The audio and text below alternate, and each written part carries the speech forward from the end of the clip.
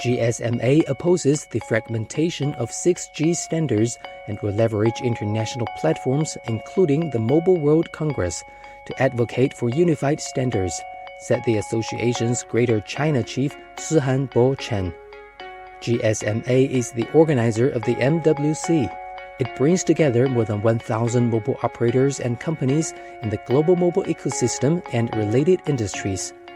从2023年开始，其实6G 已经进入了它的研究阶段。GSMA 一贯是主张说全球的技术标准要统一，所以我们坚决反对这个标准割裂。我们也会坚决支持就是标准组织能够统一全球的标准，因为割裂之后，对于我们的用户，对于整个全球的经济和这个产业都是非常不利的。